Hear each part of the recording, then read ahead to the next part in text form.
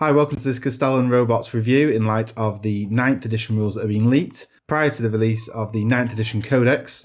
Before we get into those rules, this unit's always been a particular favourite in 8th edition, often called the Bots, because of how powerful they were as a gun line, and actually pretty formidable as a melee unit as well. In anticipation for how things are going to change, I got myself a set here, struggled to find it because at the moment on the GW website it is completely sold out and it says no longer available online. Now, if you know what that means, please drop us a comment below. However, I don't think that means that it's coming to its end of life. I think they're probably just reboxing it, potentially giving it a new logo and new branding on the box. Still, the unit is pretty difficult to get hold of, and with the new rules, it has changed quite a bit. So I'm showing here the rules that have been leaked, and this is from an Italian book source. So the primary stats of the unit haven't really changed very much. The only difference is that it's actually gone up to 7 wounds rather than 6, which is pretty good, so you can't just take it out with 1d6 blast, potentially. The weapons have had a bit of a change. The shoulder weapons are now no longer the same spec as the arm weapons.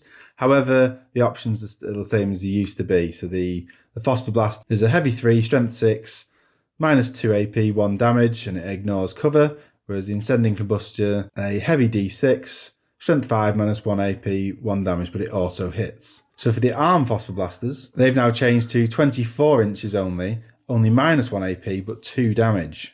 And they still ignore cover. The fist remains essentially the same. So with that slightly shorter distance on that range, it does mean that they're less likely to be just a gunline unit sitting at the back. You're probably going to have to move them. But since they've got vehicle keyword, they're not going to suffer penalties for moving with heavy weapons. Since we've seen that Canticles have had quite a big change through the new codex, it's good to see that this unit still gets them. They have a standard 5+ invulnerable save. They have the same repulsor grid type invulnerable save with 6s returning a single mortal wound back to the enemy. They explode as a 6 on before with a range of 3 inches, except it's only 1 mortal wound this time. And the big change for its abilities is with its battle protocols. So it still has the Aegis, Conqueror and Protector protocols. The Aegis just gives it an armor save of a 2+. The Conqueror protocol, which is the fighting one, can only be selected when they don't move, but they do get a weapon skill of 2+. Now it's not a double fight anymore. The Protector protocol, again, they can't move when this is selected, and they get a 3+ ballistic skill, but not a double fire. So actually only gaining a +1 on the ballistic skill, if instead of a double fire as they used to do, means that this unit's actually had a relatively big nerf.